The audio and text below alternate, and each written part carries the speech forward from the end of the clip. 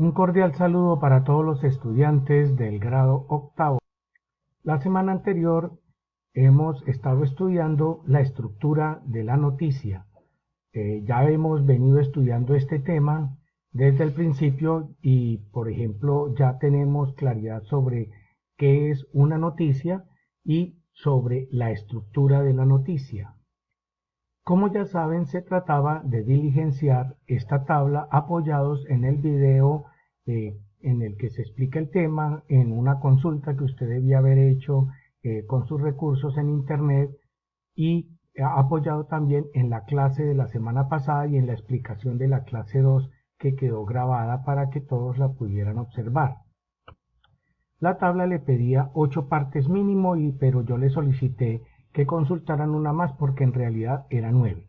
Debían colocar las 9 partes, escribir cada parte en qué consistía, qué era y poner un ejemplo de una noticia que habían consultado, por ejemplo, en un periódico o una imagen de un recorte de una noticia de periódico en internet.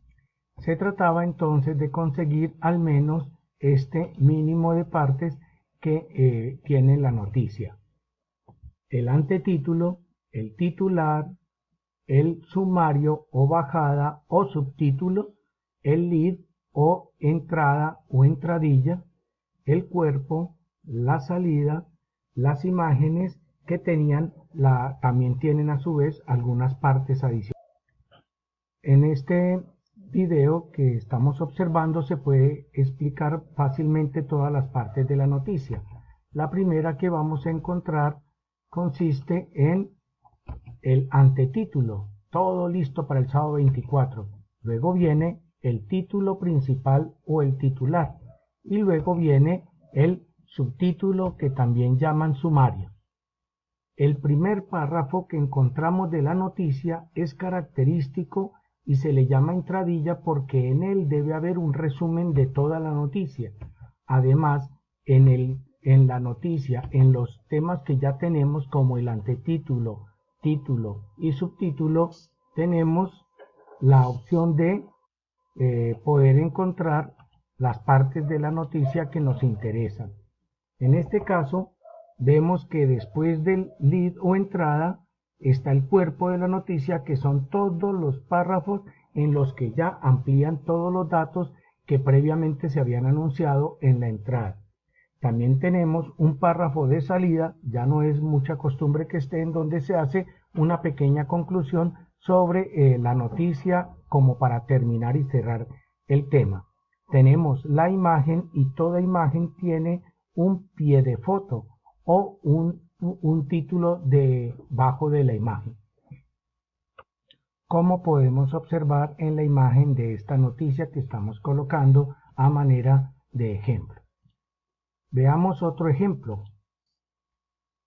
sobre una noticia, pero en este caso es la más reconocida o la que más hemos encontrado en internet, que muy probablemente todos ustedes consiguieron.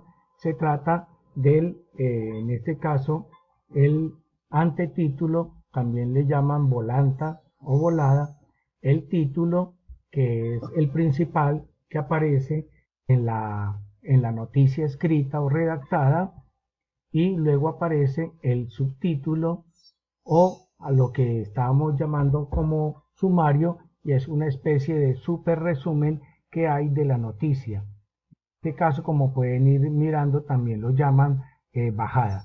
Después viene el primer párrafo, que es el lead o la entradilla o la entrada, en donde se hace un resumen de la noticia, y luego vienen los párrafos en los que aparece ya desarrollada la noticia. Y ahí están la mayoría de las partes. ¿Cuáles eran las partes que tenían que consultar? Las partes nuevas que vamos a ver en cuántos trabajos estuvieron. A estas partes de la noticia le falta el autor, es decir, el periodista encargado de buscar la noticia, de encontrar todos los datos de la noticia, de hacer la investigación para ampliar la noticia, de redactarla, escribirla y presentarla al director del noticiero o al jefe de redacción del periódico para el que trabaja. necesita también tener fuera de eso la fecha en la que la noticia sale, y esas son dos partes adicionales. Entonces, como se pueden dar cuenta, podemos encontrar 10 y hasta 11 partes en la estructura de la noticia.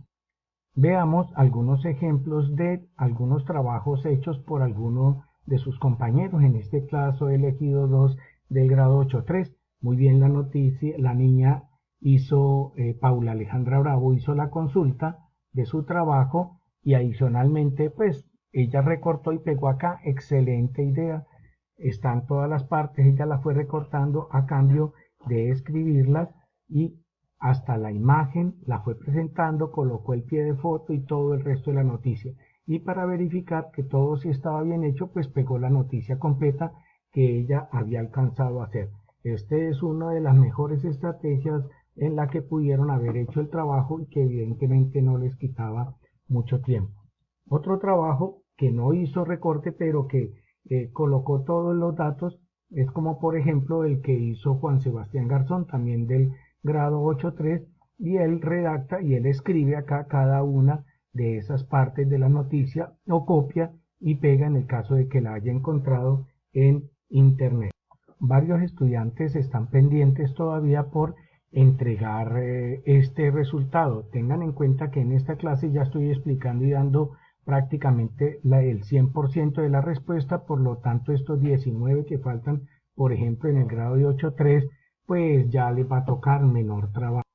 Por ejemplo, en el grado 8.1 faltan 17, en el grado 8.2 faltan 21, una gran cantidad, la mitad. En el grado 8.4 faltan 11, pero aún así también faltan estudiantes por matricularse en la clase de Classroom. Y en el grado 8.5 también faltan 11 y también faltan varios estudiantes por matricularse.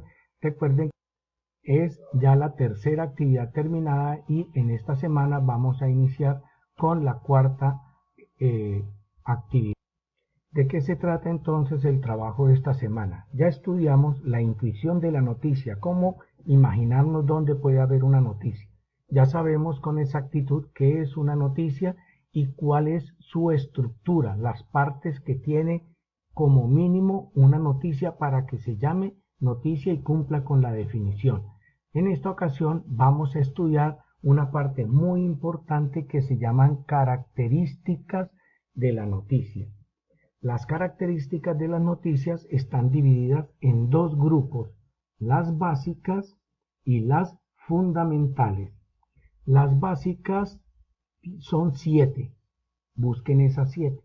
¿Qué es lo que deben hacer? Consultarla, decir de qué se trata y dar un ejemplo. El ejemplo es buscar nuevamente otra noticia en un periódico de la casa o en internet y escribir acá dónde está esa parte o esa característica de la noticia.